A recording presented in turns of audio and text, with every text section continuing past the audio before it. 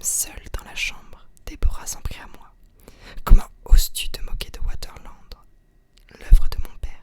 Misérable ver de terre, sans moi, tu serais devenu éboueur à Tombouctou. Je n'ai jamais mis les pieds à Tombouctou. Tais-toi! Regarde-toi, Andrews, tu n'es qu'une ruine. J'ai honte d'être vue en compagnie d'un mari pareil.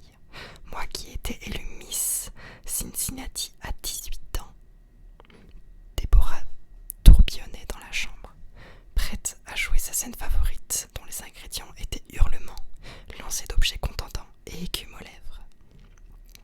Avec l'agilité acquise par des années de fuite, je l'esquivai et réussis à atteindre la porte. Je vais faire un petit tour, annonçai-je. J'étais hors de l'hôtel avant même qu'elle eût le temps de réagir. Je respirais profondément. La nuit était parfumée et constellée d'étoiles. Je laissai l'élégante rue des Hôtels et m'enfonçai dans une ruelle qui conduisait tout droit au cœur de la vieille ville, sombre et silencieuse. Les maisons anciennes arboraient des façades décrépies et des balcons ouvragés. Un pouce-pouce s'approcha et m'invita à monter, mais je secouai la tête. Je voulais marcher, faire le vide dans mon esprit en déambulant dans les rues désertes. L'atmosphère de ces lieux antiques était fantastique. Enseignes colorées, grandes portes richement sculptées, temples hindous à l'architecture complexe. La lune créait des ombres bizarres, inquiétantes. Poussé par le silence et la paix alentour, j'entrai dans une cour.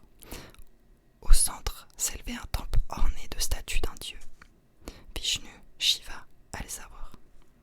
J'allais m'asseoir auprès de deux énormes cloches en bronze.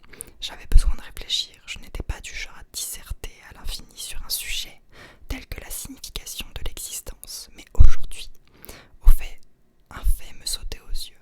Moi, Andrew Stone, adulte depuis déjà un bout de temps, je traînais une fille misérable. Andrews, tu es une catastrophe, me lamentai-je à mi-voix en contemplant discrètement la statue du temple. Elle se tenait dans la position du lotus, en tailleur, tête droite. Comme le dieu népalais sont maigres, me dis-je avant d'éternuer. Namasté, monsieur Andrews. Je sursautai et regardai autour de moi. Toutes les fenêtres qui donnaient sur la cour étaient fermées. Qui me saluait? Qui donc connaissait mon nom? La statue du dieu maigre fut parcourue d'un frémissement et ses vêtements bougèrent légèrement. Il s'était tourné vers moi et était en train de s'incliner, les mains jointes devant son visage. Namasté, salut à toi, pèlerin. Ce que j'avais pris pour une statue était en fait un homme vêtu de haillons, un sadhu, un homme qui vit d'aumône et passe sa vie à prier. Namasté, répondis-je en le chancelant. Excusez-moi si j'ai troublé ta méditation. Excuse-moi si j'ai trouvé ta méditation. Je ne m'étais pas aperçu de ta présence. Je ne peux pas en dire autant. Tu es tellement bruyant. Moi, tu te lamentes, tu soupires, tu gémis. Quelle tristesse pèse sur toi. Embarrassé, je poussai un autre soupir. Vous autres occidentaux ne savez pas vous taire, continua le sadhu de sa voix chantante. Mais ce n'est pas votre faute, vous n'avez pas appris à accepter votre destin, votre karma. Je n'avais aucune envie d'écouter un sermon, même par un sadhu népalais. Je fouillai dans ma poche à la recherche d'un billet de 10 roupies et m'approchai de l'homme pour le lui donner.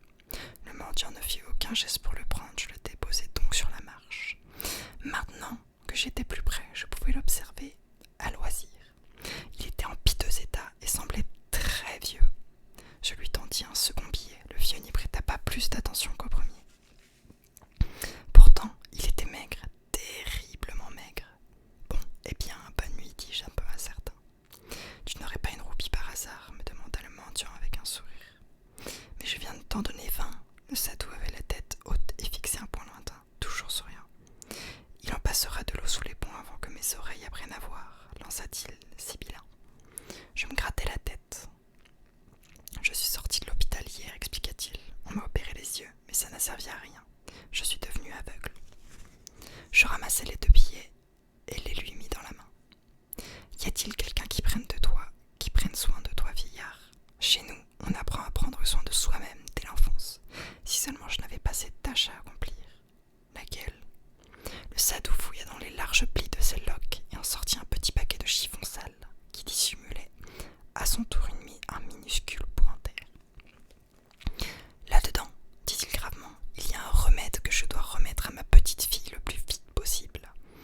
moi qui l'ai préparé, à l'époque où j'y voyais encore.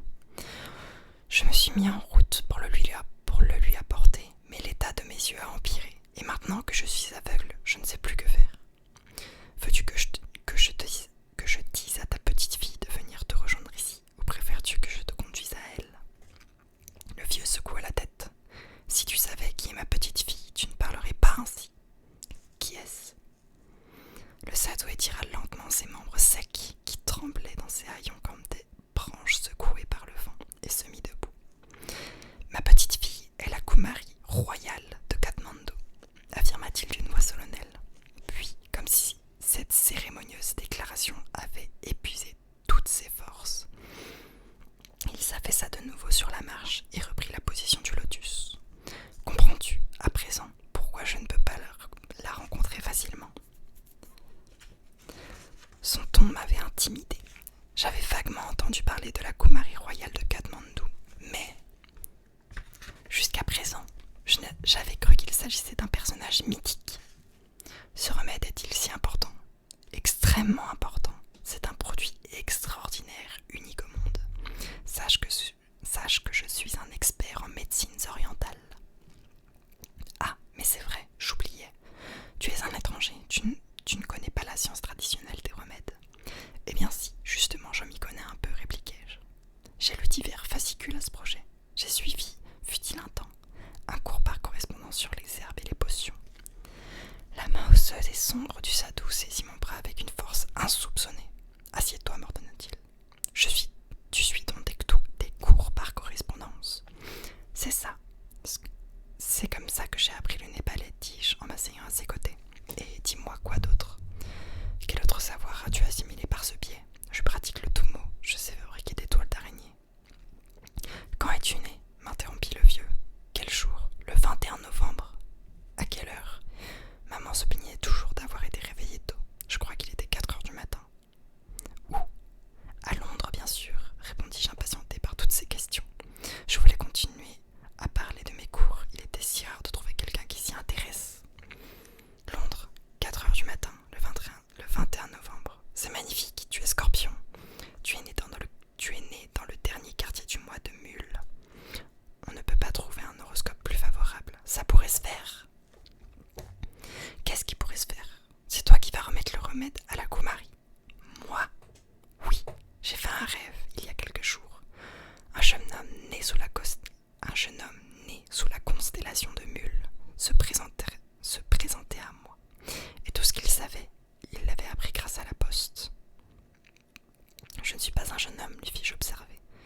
Le temps n'est qu'illusion, si tu le dis. Dans mon rêve, ce jeune homme en provenance de l'Occident m'aidait à accomplir une tâche difficile. S'il s'agit simplement de livrer un petit pot à quelqu'un dans cette ville demain matin, 3 petits pots, il n'est pas si facile d'atteindre la Kumari. Je fus soudain pris de soupçons. On entendait toutes sortes de choses à propos de Katmandou. Dites donc, m'enquis-je d'un ton inquisiteur, qu'y a-t-il exactement dans ce pot? Le Sadou dévissa le couvercle et me mit le pot sous le nez. C'est une argile bitumineuse. Ses effets sont prodigieux. Ce ne serait pas de la drogue par hasard, parce que sinon, je reniflais la crème épaisse et elle dégageait une odeur sucrée et pénétrante. De la drogue? Non, non. Ce produit ne chamboule pas le cerveau. Il redonne des forces, il permet de rester jeune. S'il est efficace, pourquoi ne l'utilises-tu pas toi-même? Demandai-je sarcastique. Tu as l'air d'en avoir grand besoin. Le vieux Sadou sourit. Je comprends ta méfiance, mais tu te trompes. Si j'utilisais ce remède, les années glisseraient sur